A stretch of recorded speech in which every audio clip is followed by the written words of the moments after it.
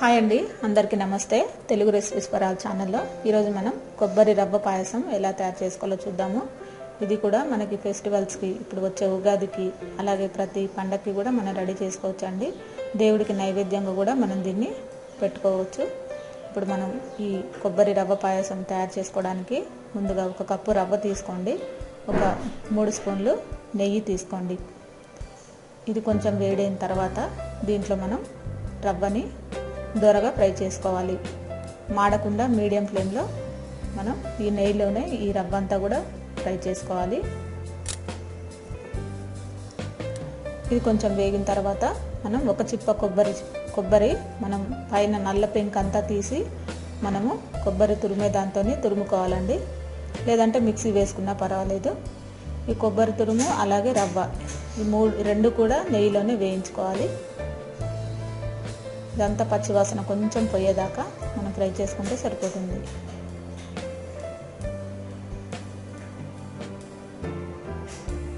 ఇది కొంచెం నేతిలో మనకి వేగిన తర్వాత దీంట్లో మనం పక్కన పెట్టేసుకున్నామండి. ఇప్పుడు మనం దీనికి పాలు తీసుకున్నాము.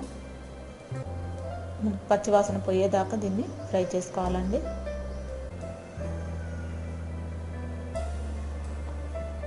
ఇప్పుడు మనం ఈ పొయ్యి మీద 4 కప్పుల పాలు తీసుకున్నామండి. చిక్కటి పాలు తీసుకోండి.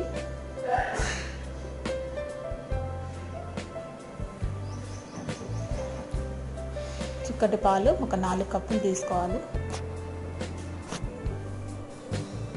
పాలన్నీ కూడా మనకి వేడెక్కిన తర్వాత ఈ కొంచెం కాగిన పాలు తీసుకోవచ్చు, లేదంటే పచ్చి పాలు వేసుకుంటే కొంచెం ఒక 5 నిమిషాల పాటు పొయ్యి మీద మనం కాగబెట్టుకోవాలండి. పాలు కాగిన తర్వాత దీంట్లో 1 కప్పు షుగర్ తీసుకోండి, పంచదార.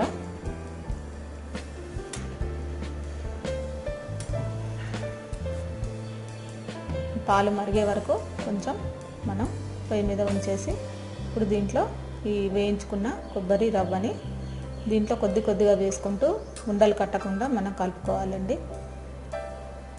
మనం ఏమాత్రం దగ్గర పడకుండా పలచగా ఉండేటట్టు చూసుకోండి.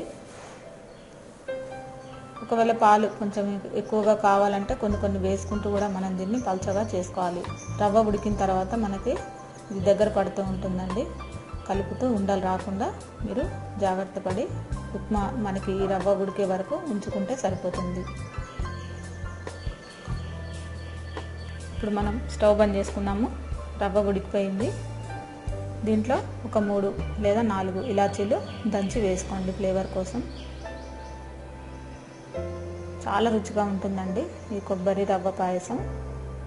చూసారు కదా, ఈ విధంగా మనకి కన్సిస్టెన్సీ వచ్చిన తర్వాత స్టవ్ బంద్ చేసుకొని ఇప్పుడు 1 స్పూన్ నెయ్యి వేసుకొని దీంట్లో కిస్మిస్లు అలాగే మనకి సారెపప్పు అంటే మనకి కర్బూజా గింజలు కానీ, లేదంటే మీరు జీడిపప్పు, బాదం పప్పులు కూడా కట్ చేసి వేసుకొని నేతిలో ఫ్రై చేసి వేసుకోవచ్చు. నేను దీంట్లో కొద్దిగా రుచిగా ఉంటాయని కర్బూజా గింజలు అలాగే కిస్మిస్లు వేస్తున్నాను.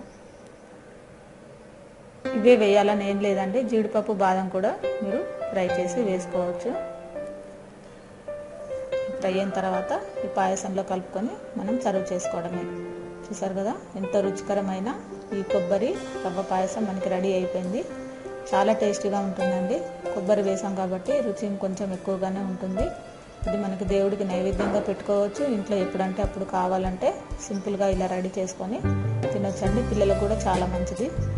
ఓకేనండి, ఈ రెసిపీ మీకు అందరికీ నచ్చే ఉంటుంది అనుకుంటున్నాను. ఈ రెసిపీ మీకు నచ్చినట్లయితే లైక్ చేయండి, షేర్ చేయండి, సబ్స్క్రైబ్ చేయండి. అందరికీ థ్యాంక్ యూ అండి.